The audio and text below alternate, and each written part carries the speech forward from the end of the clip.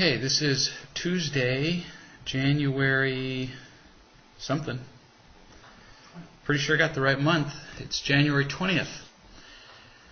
And I'm pretty sure the day, since we do these on Tuesdays routinely. And tickled to be here with you. So let's launch into the questions that have been sent in. Somebody wrote in and asked, would you talk about the difference between hope and expectation? Sure. And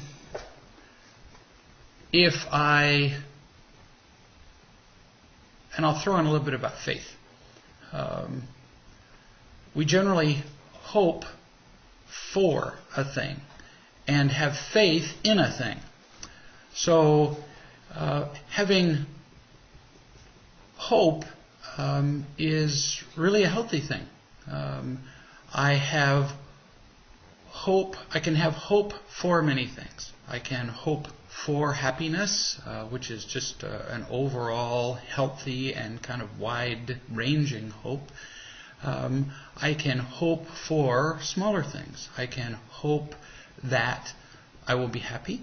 I can hope for even little things, like I can hope that somebody will give me something.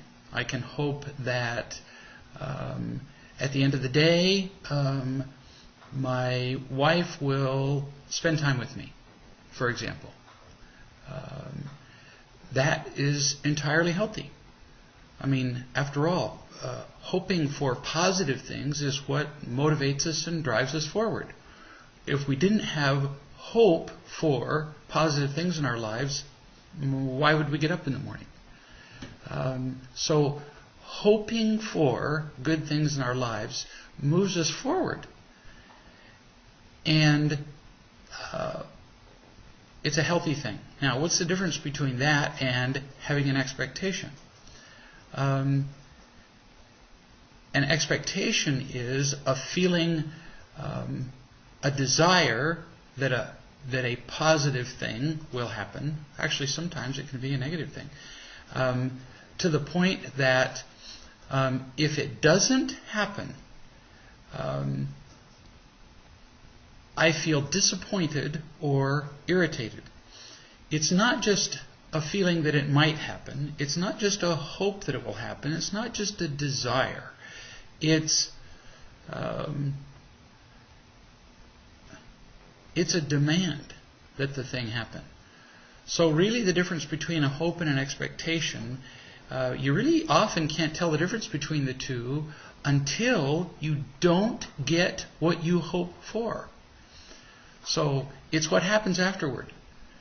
If I expect a thing, if I expect my wife or child or friend or whatever to give me a thing and then they don't, that's when I find out the difference between a hope and an expectation.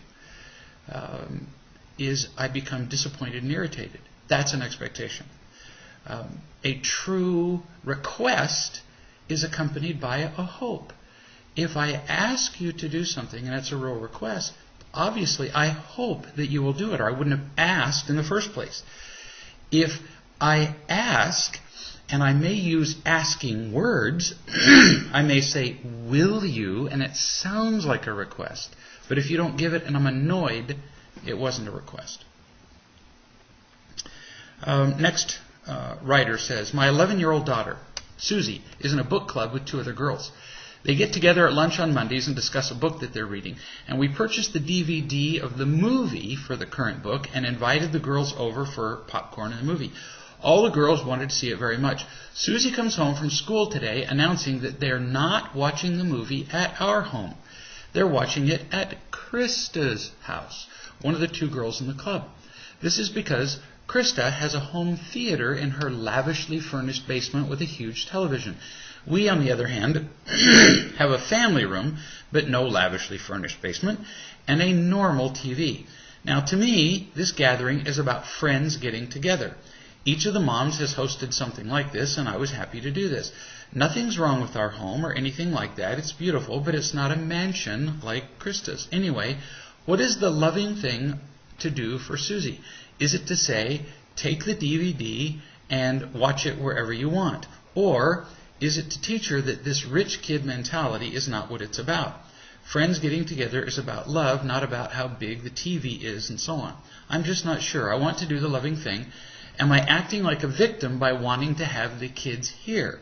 Is that just for my own self-satisfaction? Yeah, pretty much. It's really none of your business what she does.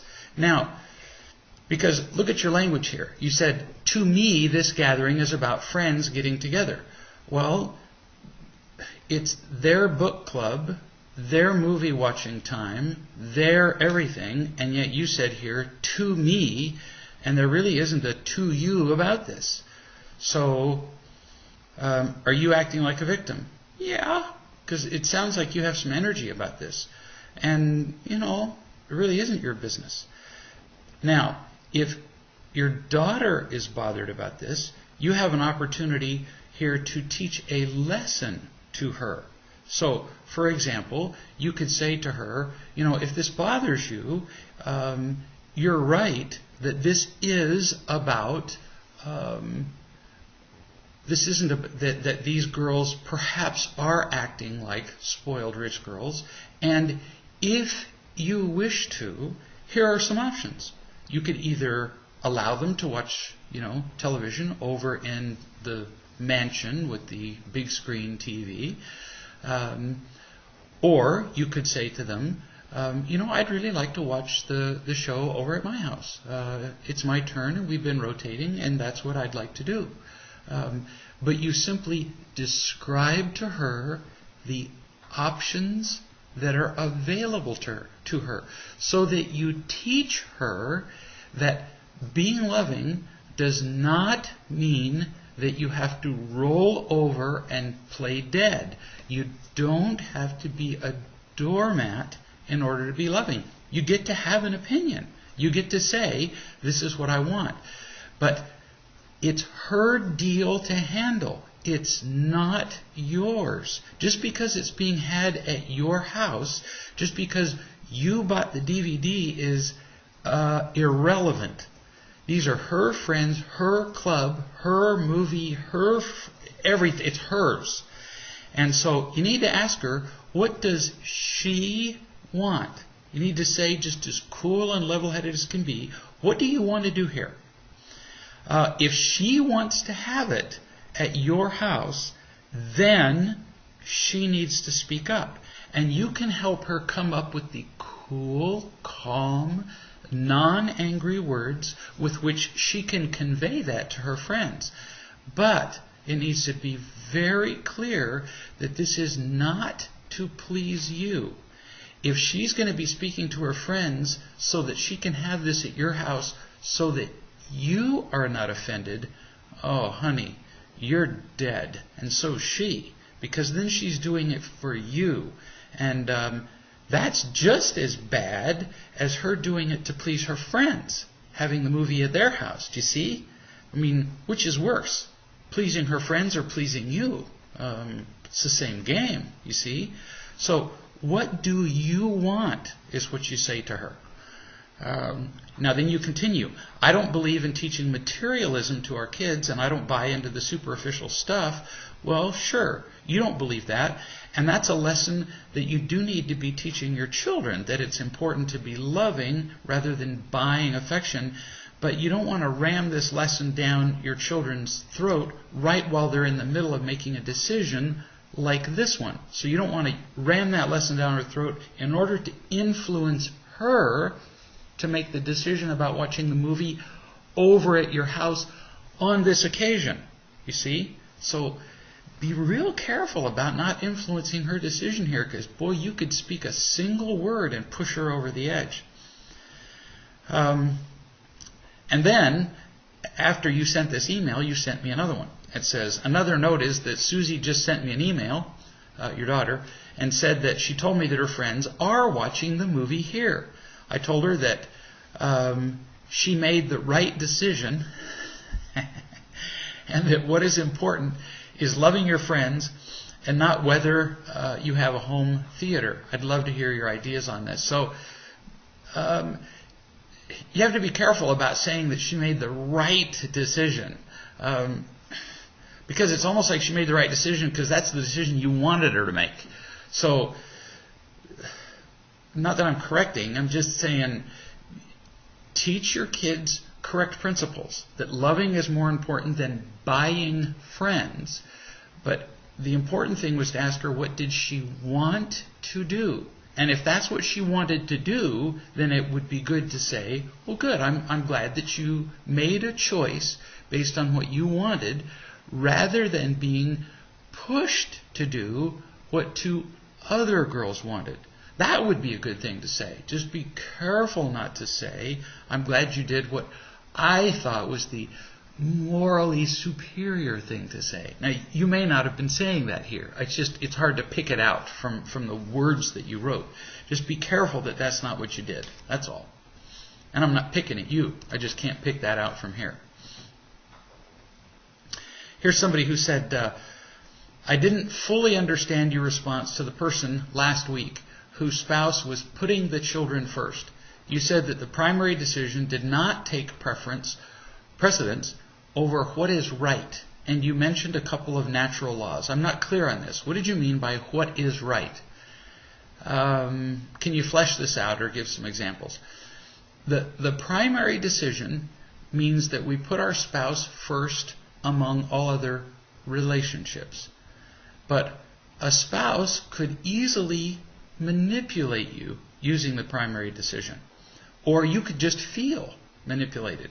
For example, let's say that your spouse gets angry with one of your children and asks you, say you're a guy, and your spouse asks you to take her side against the child. So the spouse comes to you and says, so whose side are you going to take? Mine or the child's side? Well, now see, that appears to be a conflict. And I see this in families all the time. So whose side are you going to take? Mine or theirs? Well, that's not a conflict. No, what is the true principle here? It's not about choosing people. Think about the principle. The primary decision applies in terms of allegiance and time and affection and loyalty. So that would apply in terms of things like, the primary decision would apply like, for example, when my parents call and they say, well, we want you to spend Christmas with us. And I'm going, oh no, what am I going to do? Oh, do I spend Christmas with my parents? Or my wife says, well, I would like to spend Christmas at home. Well, now see, there's no principle involved there.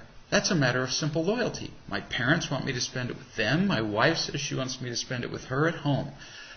This is a very simple decision.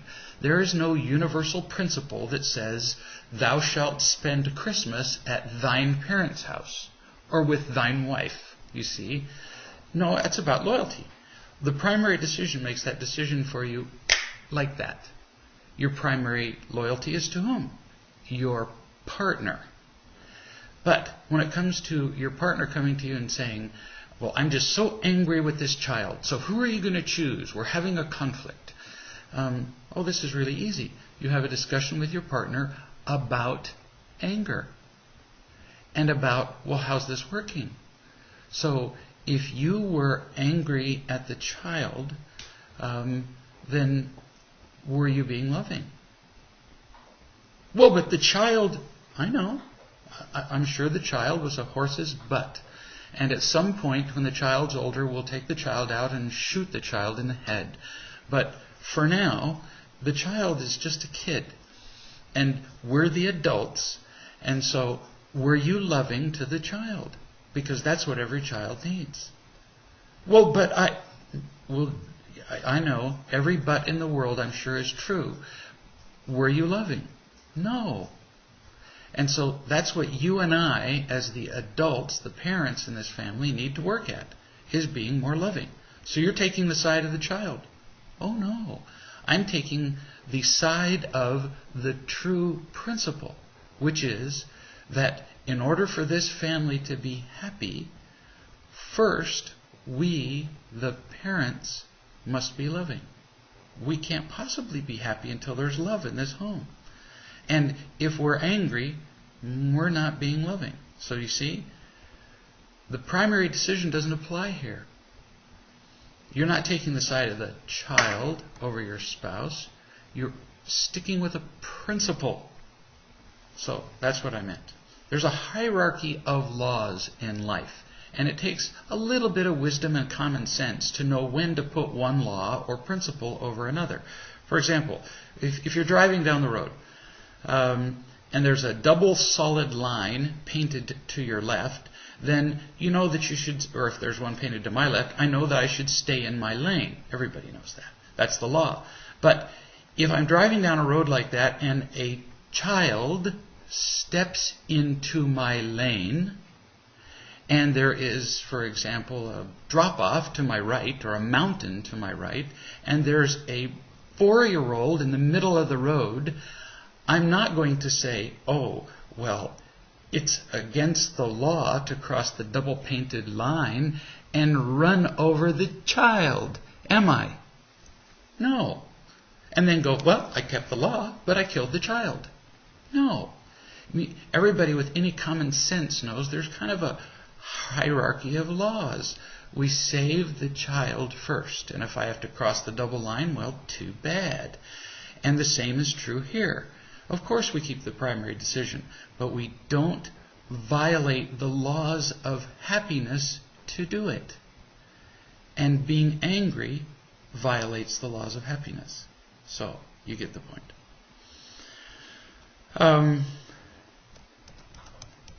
Next writer. I don't know what the obsession was this week about the primary decision, but I've just been reading about the primary decision and the Real Love for Marriage book and heard you speak about it in an earlier archive video chat.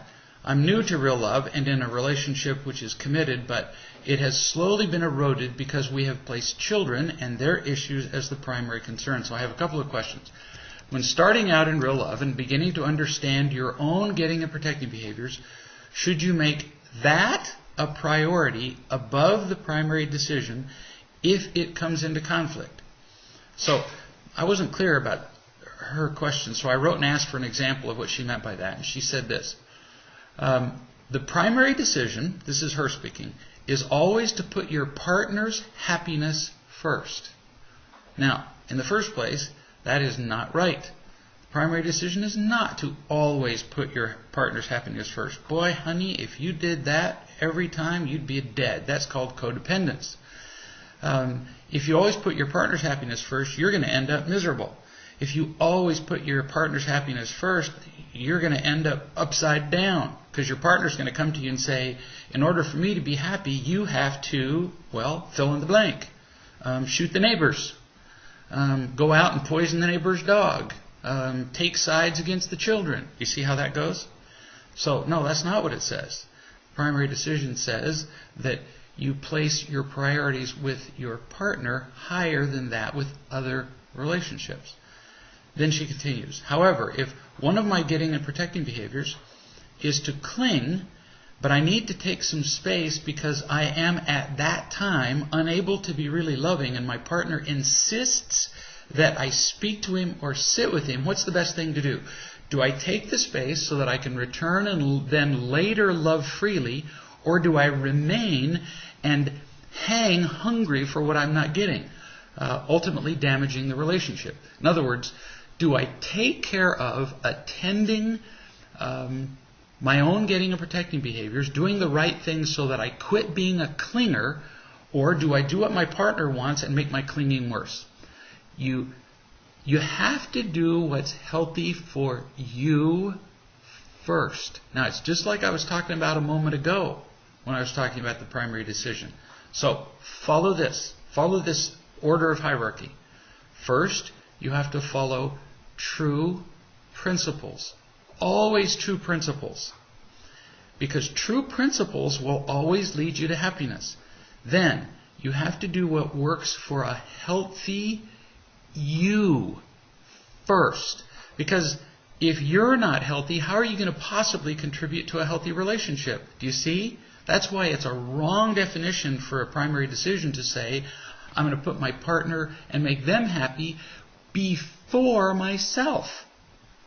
I mean, it's like when you're on a plane, and they tell you this, maybe you forget this, but when you're on a plane and the flight attendant's up there and she says, in the event of an emergency, the little oxygen masks will descend from above, and if there's an emergency and you're sitting with a child, you put the oxygen mask on who first? The child or you? You remember the instructions? You put it on you first. Now that may sound selfish. Some people would say, oh no, I would put it on my child first. That's because you're an idiot. No, you put it on you first so you can be conscious so that you can then put it on your child. See? And the same is true in relationships. You have to first be healthy if you're going to contribute to a healthy relationship with your partner. If you don't follow first correct principles and see to it that you are loved, loving, and healthy first, how are you going to ever contribute anything to your partner, children, business? See? So, principles first, then you, then contribute to his happiness, which will then only naturally produce what? A healthy relationship. Boy, if you do that, you're contributing to following principles, contributing to you and contributing to him. You will have a healthy relationship. You won't even have to work on a healthy relationship. It will just happen. So, let's say, for example, we talked about clinging, but let's do another example. Let's say like anger. You're identifying your anger as a getting and protecting behavior. You're in a conflict. You realize that you have to leave the conflict or you're going to explode even worse. So you've decided, because one of the principles is if I'm angry, I can't be loving. You can feel that you're about to explode, and so you say to your partner, I need to go do some thinking about this, and so I'll be back in a minute. And so what your plan is, you're going to leave the room, you're going to call a wise woman who you're going to talk to and say, I'm being a horse's butt, and your wise woman is going to talk to you and love you and care about you. You're going to get stored up with some real love and then come back and love your partner. But your partner says, no, I don't want you to leave. You always leave when things get tough. I want you to stay. If you really cared about me, in other words, if you'd really made the primary decision, you'd stay here and finish this discussion. Now, can you see how stupid it would be to follow what you think is the primary decision in that moment? See how stupid that would be? Now, it really isn't following the primary decision, but following what seems like the primary decision, which would be to stay with your partner. If you stay with your partner while you are about to drain out to nothing, all you're going to do is make the conflict worse. You're going to empty out to zero. You're going to blow up. And what are you going to have now? Now you're going to have two people swimming and swirling around in the toilet like two rats. And nobody's going to be happy. So no, in this case, you do have to identify your own inabilities, your own shortcomings, your own problems, getting protecting behaviors, and do something about that. Then you go and take care of that. You get more filled up. Then you come back, remembering the primary decision, and contribute to the love that your partner needs. See how brilliant that is? Principles first. Don't get confused about this, or you will be dead. Then you continue. Does the presence of stepchildren, especially if they're teenagers, change the order of your priorities at any time, even if this could mean the alienation of the children? No, it doesn't. Now, isn't that nice to hear? Because if I said, well, sometimes, then you're going to spend the rest of your life doing what? Figuring out what the sometimes are. No, it never does. The primary decision, that's why it's the primary decision. That's why it's not called the sometimes, occasionally, most of the time, and you're going to have to figure it out decision. That's why it's called the primary decision. It means you make it first and most. Primary. It's the one. You put your partner first. Because otherwise, what happens is you're always vacillating back and forth whether to make your children happy or your partner happy, and you end up making who happy? Nobody. Nobody. You're miserable, they're miserable. You end up essentially buying the imitation love of everybody all the time, and everybody ends up miserable. So the primary decision leads to a more loving marriage. And a loving marriage really ends up being a loving unit. A loving marriage ends up being far more than the sum of its parts. That loving marriage then contributes to a great deal more love for the children. You have to think long term. If you don't follow the primary decision, you're going to have a lousy marriage. Now we have no love in the marriage. We have two unhappy individual partners, and we have unhappy children. Everybody dies.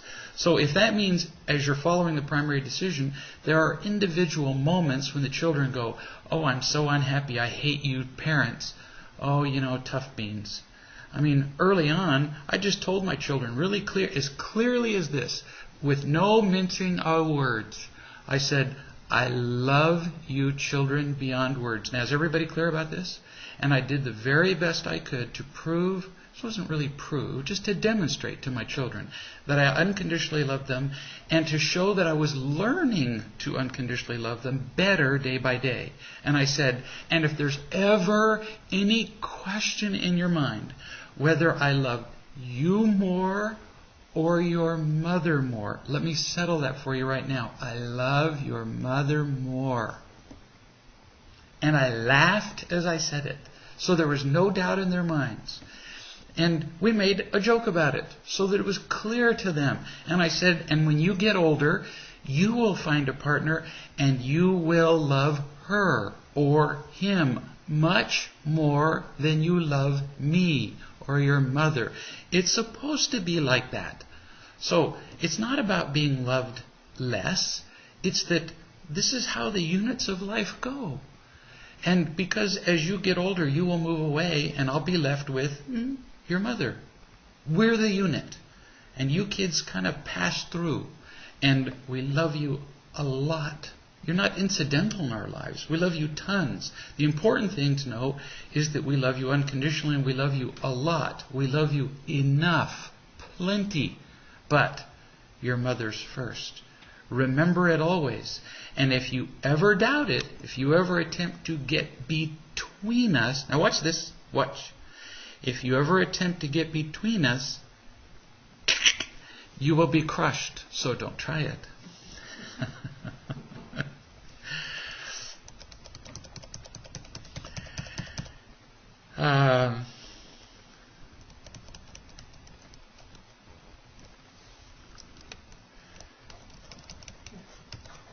Here's a writer who says, I have a question regarding the getting and protecting behavior of lying. Part of the definition of lying is any time we do anything to get other people to like us by accentuating our positive physical, mental, social, or occupational qualities, then we're lying. Anytime we hide or diminish our mistakes to avoid people withdrawing our approval, we're lying. Nice definition. So what about makeup? Now this is a woman. Women use makeup as a way to hide our flaws and accentuate our positive features. Does that mean that whenever we put makeup on, we are using getting and protecting behaviors to get people to like us or approve of us? Well, I can't answer the question for all women. Actually, I'd be killed if I did that. And I can't answer the question for you. But I can suggest that you ask that question for yourself, which of course is how you figure out whether it's a getting and protecting behavior. So you need to ask this question. What is the purpose for your putting on makeup? Not like blanket question forever, but what is the purpose each time? That determines whether it's a getting and protecting behavior. So, for example, if the answer is, I put on makeup so that people will think better of me as a human being, so that they will be drawn to me, so that they will like me, then that would be true of about 99% of women, or 99% of the time, from what I've observed. It may be slightly less than that, but not by a lot. Most people, as the which one of the credit card commercials says, won't leave home without it. They talk about it. They obsess over it. I mean, they spend an inordinate amount of time purchasing makeup. I mean, it fuels an enormous industry. And in that case, used for that reason, it is a getting and protecting behavior, because it's done so that people will like them. Now, number two, if the answer is, I put on makeup so that my appearance will, at the very least, not distract people from who I am, and not distract people from what they're doing, would be another way of saying it. For example, if you're sitting and having a conversation with somebody and you have large blemishes all over your face, we really notice things that are out of place, and I mean we're riveted by them. I mean, how many comedy routines have been done about this? Where a guy sits there and he has like a large makeup pimple, on his face, and whoever he's sitting with just can't keep their eyes off of it, And the camera, of course, focuses on this, and people just laugh themselves sick. And it is appropriate to wear, and it would not be a getting or protecting behavior, to wear makeup so that when people are talking to you, they're talking to you instead of to the pimple on your face. Because they would tend to do that. They would. If you have an absolutely smooth face and you have one great big giant zit on your face, they will look at it. That's what people do. For example, I'm not very appearance conscious. I'm not.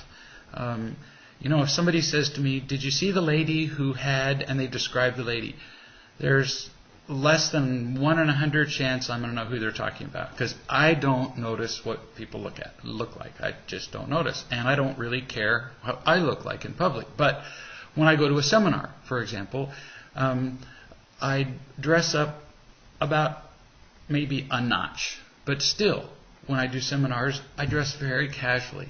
I usually dress in a fairly casual shirt. I dress in usually jeans. I don't tuck in my shirt. I'm pretty casual. But that's still up a notch from the way I dress at home. And the only reason I dress up a notch from the way I dress at home is because if I dressed the way I dress at home, then people would be sitting in the audience going, why is the garbage collector doing a seminar? That's what they'd be focusing on.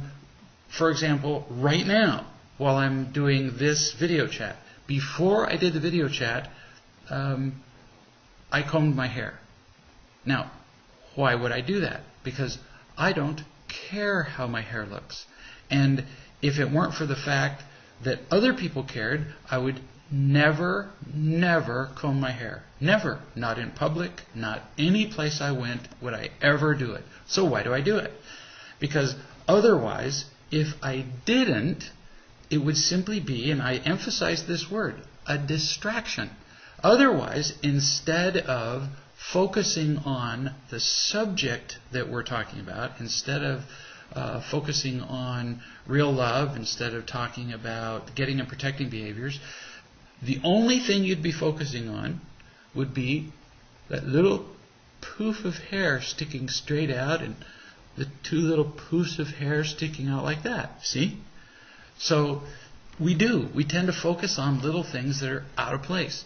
And if that's why you're wearing makeup or doing your hair or buying clothes or whatever, it's just so that you're not a distraction to other people, then that would not be a getting and protecting behavior. See?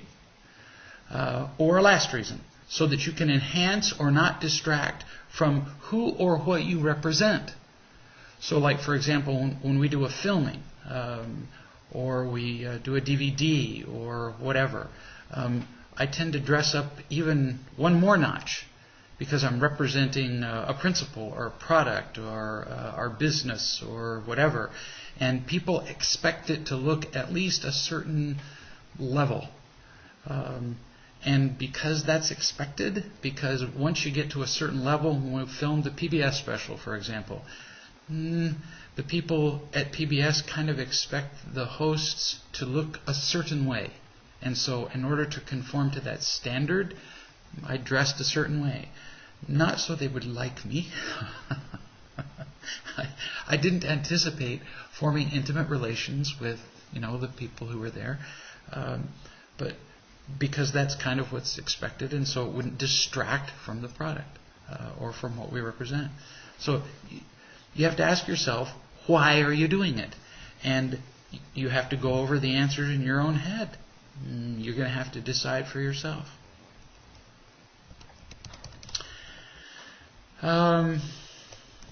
Next question.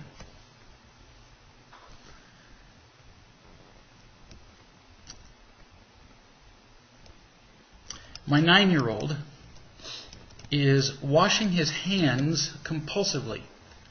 They're getting to the point where they are chapped from the wrist down, and the skin is cracking and red at the knuckles. I asked him why he was washing his hands so much. He says he does it when he picks something up off the floor. A woman from the local hospital system came to his school to talk to the kids a couple of months ago.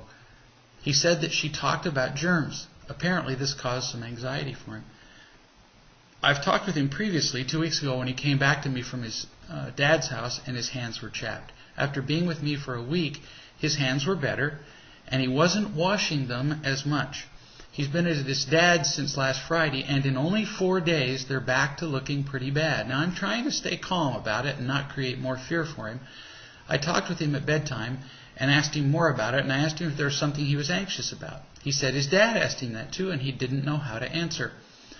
I talked to him about germs and how our body needs to be exposed to germs to build up resistance, and I told him we have an immune system that helps us fight off disease, and that he didn't need to wash his hands as much to stay healthy. I'm concerned that it seems to get worse at Dad's, but I have no idea how he's handling it on his end. Do you have any other suggestions? So look at some of the things that you said here, which are very insightful. You said that that when he's at your house, it decreases. When he's at his father's house, it increases. So the likelihood that this is caused by anxiety, which we already knew anyway, is very high. Children who are anxious and frightened and who are not feeling especially loved and safe tend to act out in different ways. And compulsive behaviors is one way that they have to act out.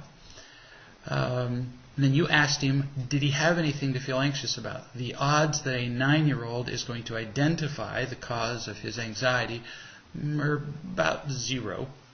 They don't have that kind of insight. And so you're going to help him a little bit with this.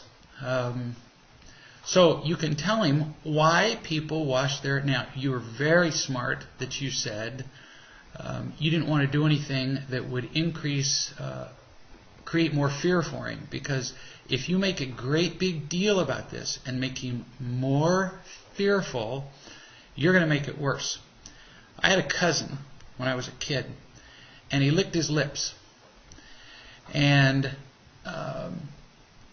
if you lick your lips, people don't get it, that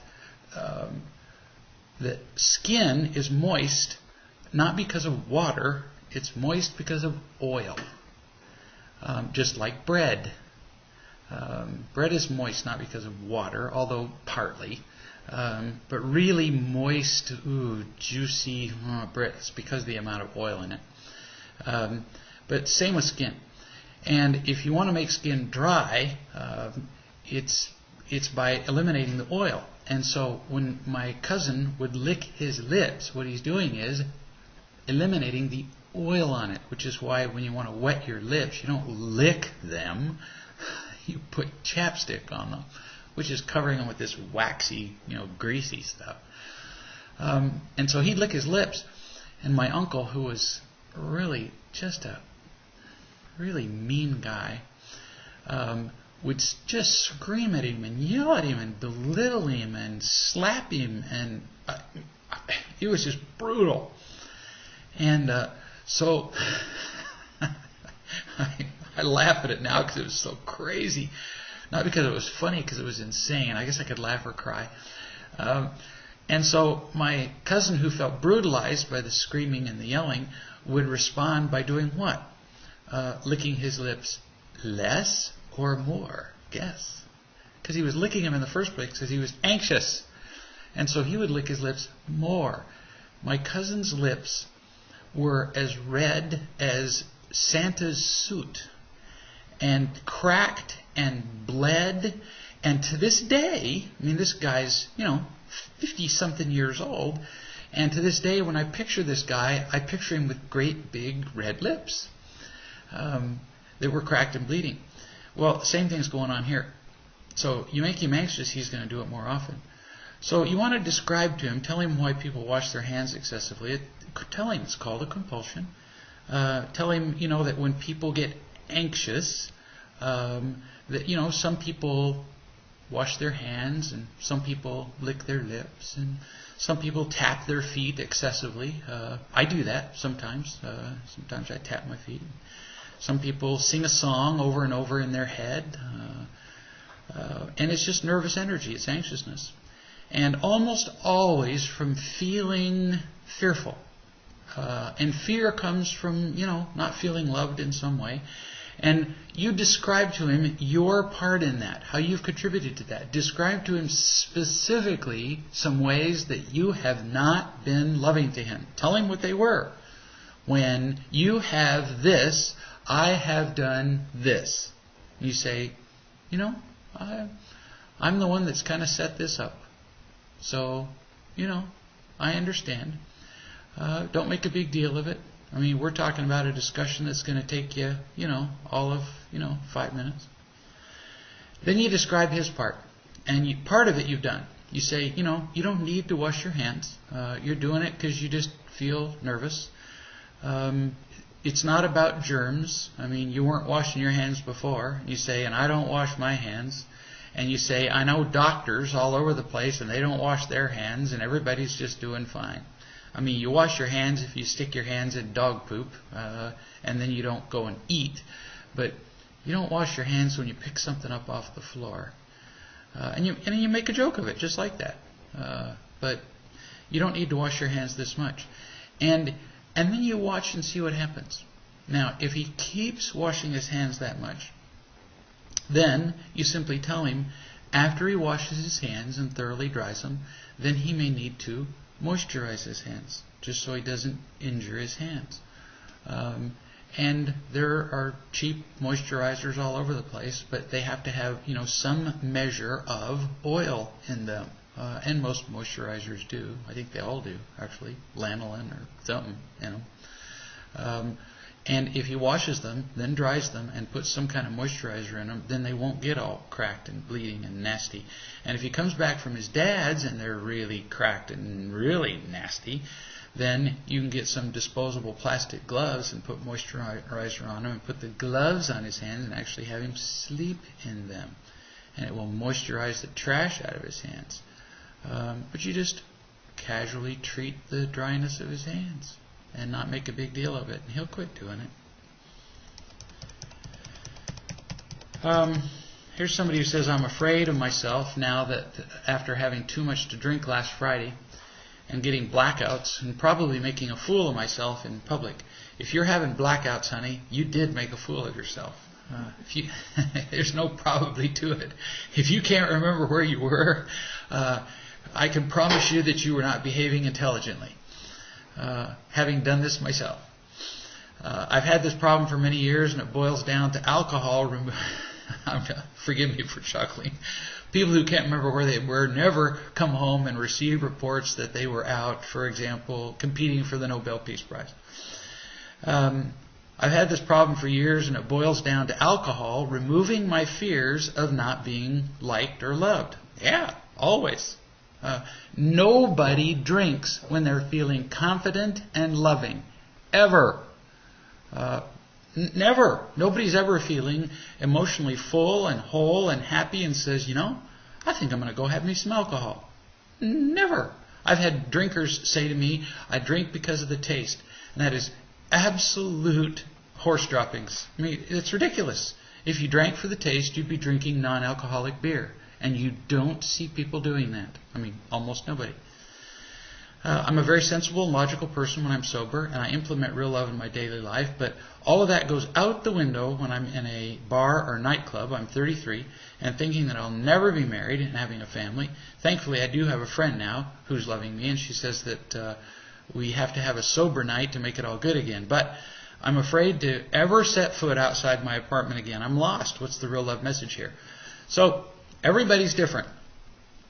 Some people can drink a little, some people can drink in moderation, and some people cannot drink at all. You're terrified of not feeling love, so when you go out, you need to drink to remove that pain. And then you get really crazy and stupid. It's not a criticism, but you just need to see it straight up. You're just so afraid you can't face the world without being drugged up. And so you can't drink. None. I used to work in emergency rooms for 6 years, and I remember once a lady came in with her 4-year-old, and he couldn't breathe. Couldn't breathe. He was couldn't breathe right. He was making all kinds of terrible noises out of his nose. And so I looked up his nose, and it was a little strange. At first I couldn't figure it out, but he had pinto beans stuck up his nose, which I found a little strange. I'd never seen a kid with pinto beans stuck up his nose. And it's very difficult to get pinto beans out of a kid's nose, I discovered. They don't make an instrument, a pinto bean remover. But eventually I succeeded in getting the pinto beans out of this kid's nose. And about, I don't know, it's been a while so I can't remember, but I'd say 10 days later, something like that. Kid comes in the emergency room and he's making strange noises again out of his nose, and I'm thinking, I'll bet I know what this is. So I look up the kid's nose, and sure enough, this kid has beans up his nose again. And so I said to the mom, where's this kid getting the beans? And she said, she has this table decoration that she really likes, where she sticks, I'm not into table decorations, but she likes to stick flowers in this big bowl of beans, and she uses the beans to anchor the flowers in the bowl so that the flowers stick out of the beans. And I said, well, apparently you're going to have to make a choice whether you like flowers anchored in the beans or whether you want beans up your kid's nose. Because the kid just couldn't resist sticking beans up his nose, and she was really kind of annoyed with me that I was telling her she was going to have to lock up the beans. She said, well, but I told him that he shouldn't put beans up his nose. I said, sweetie, he's 4. If you tell a kid, if you take a whole room full of kids, almost any random kids, and put a bowl of beans in the middle of the room and say, now listen, I don't want any of you kids to be putting those beans up your nose. Even random kids will put beans up their nose.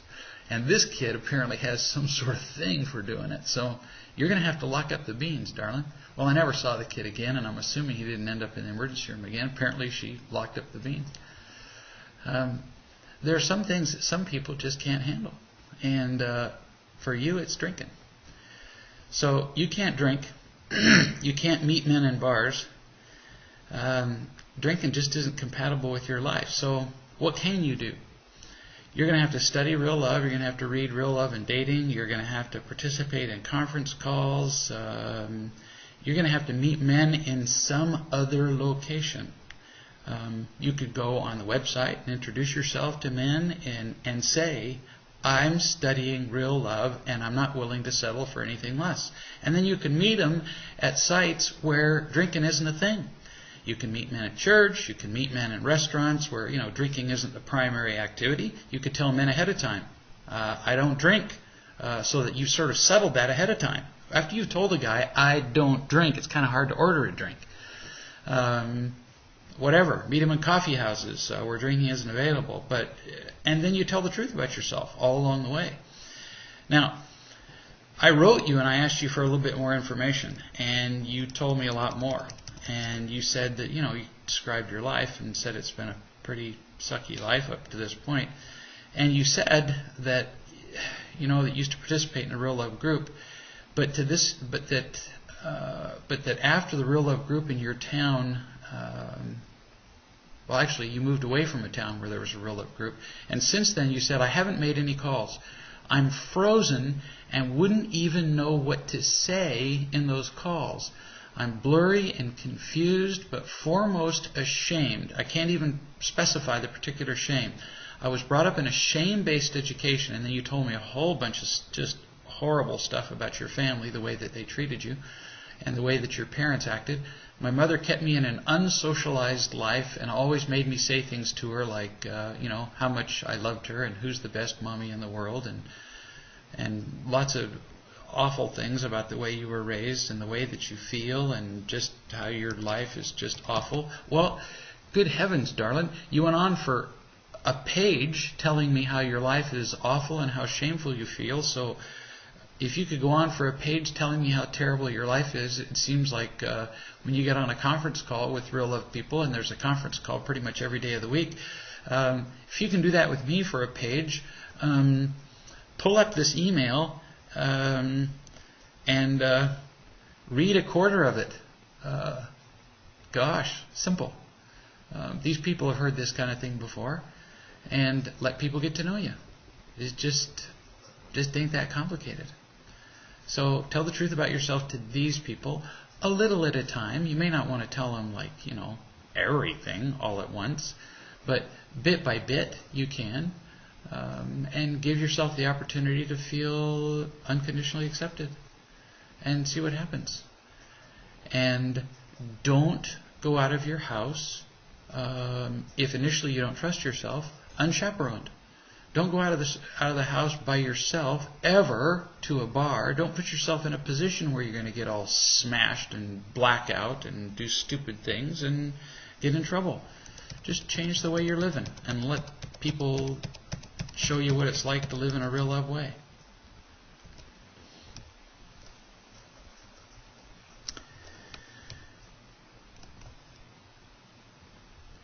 If you remember, last week I talked to a woman whose husband sounds like he has a narcissistic personality. Now, obviously, I can't know that for sure because I don't know him, but description seems to fit. And she said, I watched your live answer last Tuesday and was sad to hear that in my husband's eyes I'm a dried-up cow. I suppose that was a little graphic on my part, but that's how he sees you. To a narcissist, you're either useful or you're not. He heard your show that night but didn't say a word. I wanted to share some things that have been happening since. As I've been listening to the Real Love and Marriage audiobook, my question is, when I want him to spend more time with me, is that my wanting control? Is that the same as with a personality disorder like narcissism? Well, see, that depends on how you do it, how you ask for more time with you, and how you react to failure. Remember at the top of the hour, we talked about what's the difference between hope and expectation. If you have a hope that your husband will spend more time with you, and if you simply ask him to spend more time with you, well, gosh, that's entirely healthy. I mean, when this video chat is over, I hope Donna will spend some time with me. I'd be just delighted. I'd be crazy not to ask her to spend time with me. It just delights me when she does. But if I manipulate her to do it, if I beg her to do it, if I intimidate her to do it, if I'm angry at her so that she will, if I'm angry if she doesn't, now we've gone from hoping to expecting and to controlling and all the unhealthy things. So that's the difference. And then you continue. We went out to dinner and he performed the same behavior of getting up and speaking to another couple. We were going to go to a play after that, and in the car I said that I would like him to be with me when we go out. I said it in a calm, quiet voice, no yelling. And I said that I have to be able to be intimate with him and be able to tell him how I feel when this happens over and over again. I told him how I felt like a dried up cow and I felt abandoned. Now, there's a couple things here that you need to get. And one is, we talked about this before. He doesn't seem to talk to you when you go out. He talks just to other people. And you do get to make a request when you go out together to spend time together that he spend time with you. That's a reasonable request. And you just need to be careful. Just because you ask it in a calm voice doesn't mean that you're not asking like a victim. You can ask in a calm voice and still whine like crazy. Now, I don't know that you did. You may have asked in a calm voice and been sweet and asked genuinely. But I've also seen people ask in a calm voice but still acted like victims and whined just like nuts. So just be careful and watch yourself. And then you said, as you would suspect, this didn't go over very well. And he said that he was networking, and I was ridiculous to expect him to just be with me. He called me a bitch and stupid, among other things. Now, you're with a narcissist, or at least he sounds like it, so I can be virtually certain that you're wondering if he was right. So you're wondering whether it's unreasonable to ask your husband to simply concentrate on you while you're having dinner. No, you're not being unreasonable. Now, you can't demand it, but it is a reasonable request. I can just tell you that the partners of narcissists are made to feel like they are unreasonable, horrible people to even ask their partners for exclusive time. And no, you're not being unreasonable. But narcissists make their partners feel like they're just betraying them to even ask for their time. Narcissists feel like they can do absolutely anything they want, anytime they want, without even being asked about their behavior. Narcissists feel like they're never accountable to anybody on the planet except themselves. So then he drove us home. You said we didn't go to the play. Pretty much he punished me for the rest of the night and the day. And then you said, I don't have other people to practice real love on, and I have no finances to just leave. Well, you do have other people to practice real love on, so listen carefully. There are conference calls every day. They're listed on the website, reallove.com. They're free. There's one every day of the week. So participate in those. Tell the truth about you and your behavior, your feelings, your choices. Talk about what you do in your interactions, not just with him, but in your life, and allow people to help you. So you're not alone. You do have other choices to make, and allow yourself to be both loved by these people and to be supported and potentially even guided in some of the decisions that you might be making. You don't have to do life alone. So I say to you, and I say to all of you who are listening, that life can be a truly grand experience. We don't have to be alone. We don't have to feel confused and lost. As we understand the principles, these principles of unconditional love, which are eternal and true, we can feel confident. In the decisions that we make, we can feel loved and loving, and life can be a joy consistently. So between now and next Tuesday, remember that it's always about real love. We look forward to seeing you next week. Bye-bye.